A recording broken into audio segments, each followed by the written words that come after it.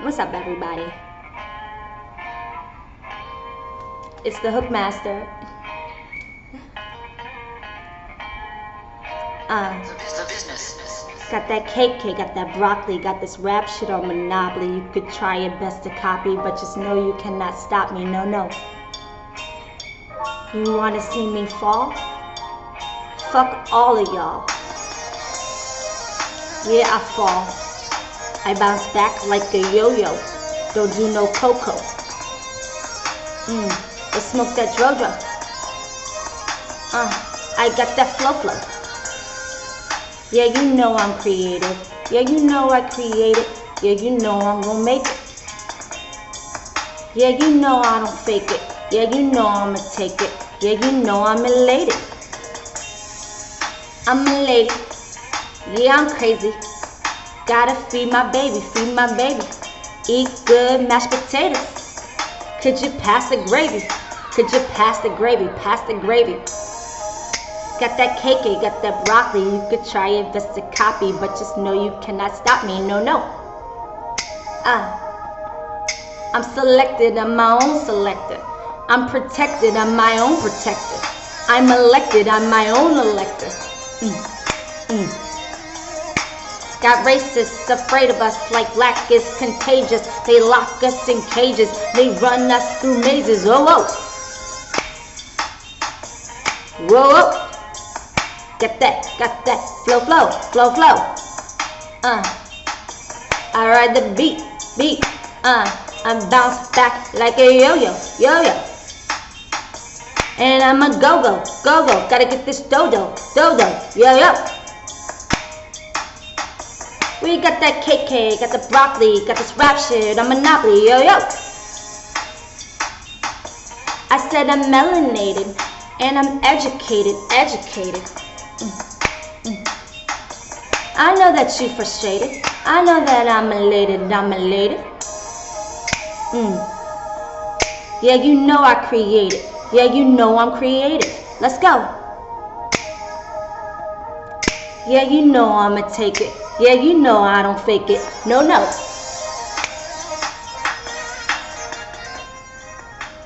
That's one of my favorite Wale songs, by the way, Illest Bitch Alive.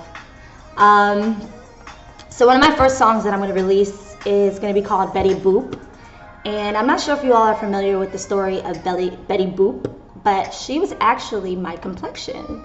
And because they didn't feel like she was going to be palatable to society, they decided to redo the whole Betty Boop. And there's so many stories, Sarah Bartman, there's just so many stories of women that really got their voices stolen from them and weren't compensated. A lot of people saw my video, they're like, oh, are you planning on moving back to California? You're gonna move to LA? The only thing I really do miss about LA was a couple of things. I miss being in a creative atmosphere, and I also miss the weather. The weather was perfect. But no, I'm not planning on moving back to Los Angeles. I would move to somewhere else before I would move to Los Angeles for sure.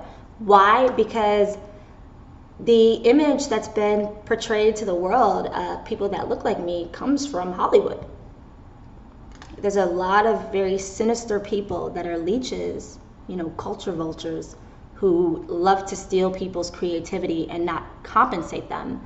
And my thing was, okay, if I'm going to be your muse, at least compensate me.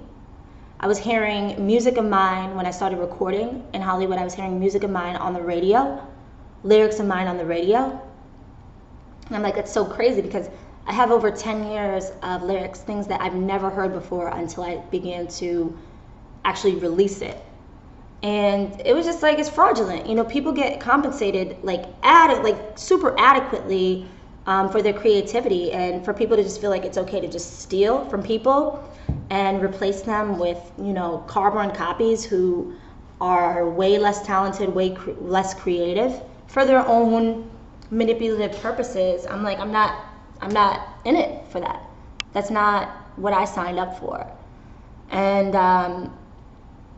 it's continuous. I was reading this article recently. Big shout out to Dawn Richards. I think it's Dawn Richardson. She's very, very talented, very creative. And, big shout out, I'll say, to Diddy, not just for the school in Harlem, but this article that I read when, you know, some of the top executives, the same people who are promoting this agenda, were like, yeah, replace dirty money with light-skinned girls. Why not use Cassie? Him actually sticking up for that. And I know, you know, probably part of the reason why is he has two, you know, melanated daughters. And I'm sure he wants to see, you know, a reflection of melanated women for his daughters to be inspired by. You know what I mean? Like, so big shout out to you for sticking up for us. But yeah, this conversation is something that's been going on for years, and there's so many that don't stick up for us. So many men, melanated men, that don't stick up for us, who, you know, if that conversation came to them, they'd be like, okay, no problem, we'll replace them. And so it's just, you know, like, I'll never call out Gaga, I'll never call out J-Lo. These women deserve their position. Kelly Clarkson, they deserve their position. These women are mega, super duper duper talented. So it's not like I'm saying anyone who's not melanated doesn't deserve to be up there. I mean, these women are incredible. But what I am saying is that there's a lot of other incredible women that Hollywood is literally getting their, you know, inspiration and leeching off of them and not adequately compensating them. So people are like, well, we want to see, where's your music? Where's, you know, oh, you say that you're an artist, you do music and all this stuff, but where is it? I'm not releasing my music without a publishing company and copywriting. I'm not doing it because people steal. And it's been happening for time and time again. And it's like, when you find out, when you're working with, like, which I have worked with, like, Jeremiah's songwriter, and he's saying that I get 30K just for a hook. Like, when I co-collaborate with 3 or 4 other artists, like, each of them are getting like 30 to 40K just for a hook. And you're like, time out. I just heard my shit on the radio. Why? You know what I'm saying? Like, that's not fair. It's not right. And when you wake up and you realize, like, wow, there's a lot of people who don't belong here. Like, they don't deserve a spot here. Yeah, you know I'm right. Yeah, you know I write. Yeah, that I'm creative. Yeah, you know I create it. Like, I dream of this stuff. It's super duper easy to me. I have this book right here. I got, like, so many lyrics. Like, over 10, 15 years of lyrics. But I'll never share it. Just give it out. Not entirely. Tidbits, yeah, but not entirely, because why would I give something out and not be adequately compensated for it? So it's been done too long. People have been too quiet about it. There's people that have spoken out, you know, about it. Kelly Rowland, a lot of melanated women have spoken about the inadequacies and injustice that's being perpetuated, and this image that's being bombarded. And it's just like, why is it that, you know, deeply melanated women have to only be backup dancers?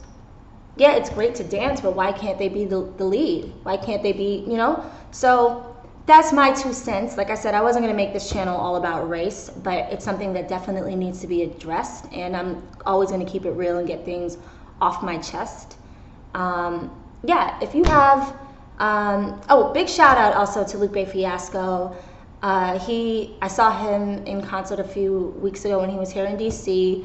It was just a very inspiring weekend. I got to see Mary J. Blige, Lupe Fiasco, getting calls from friends like, hey, I got tickets for you, come through. So it was amazing.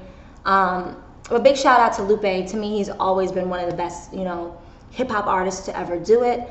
And he has a story. He has a story about the industry. You know, DMX has a story about the industry.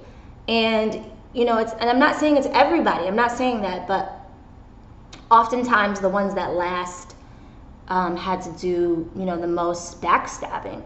So it's not necessarily, longevity doesn't necessarily equate to creativity. It comes down to, for one, though, how well you play the game, if you're willing to participate in the game.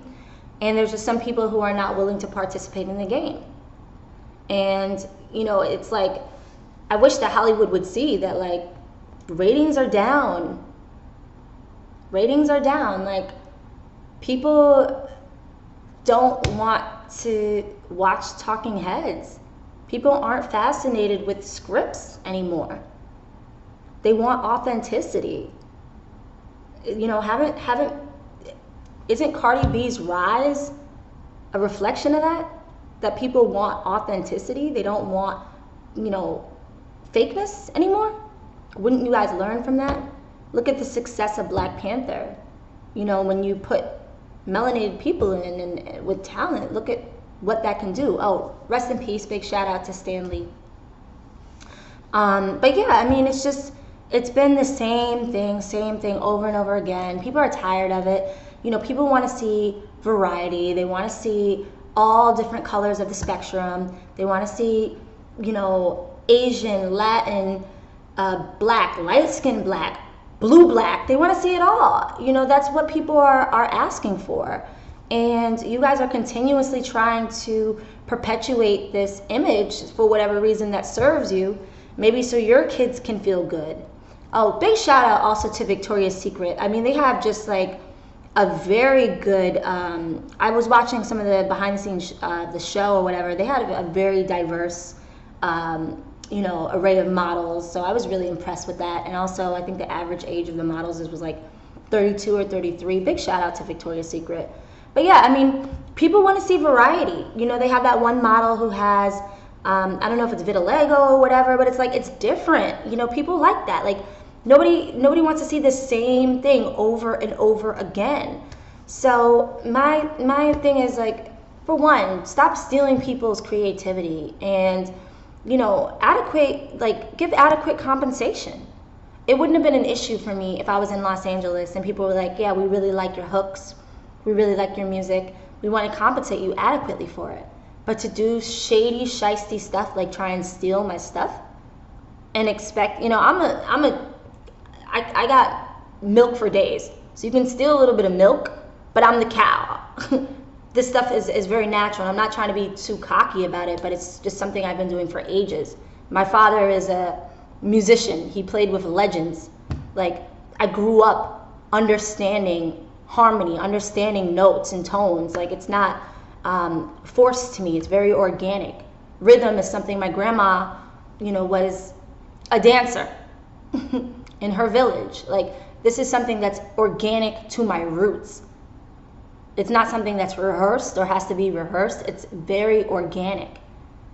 And so my main thing is the reason why you'll never, ever see me back as far as moving to Los Angeles is just, I wasn't feeling that. It was really, really whack. And I had to get that off my chest. Next video is going to be about a totally different topic. So stay tuned. I appreciate, even though it's just a few people that are tuning in, I'm super grateful that you guys are sticking with me.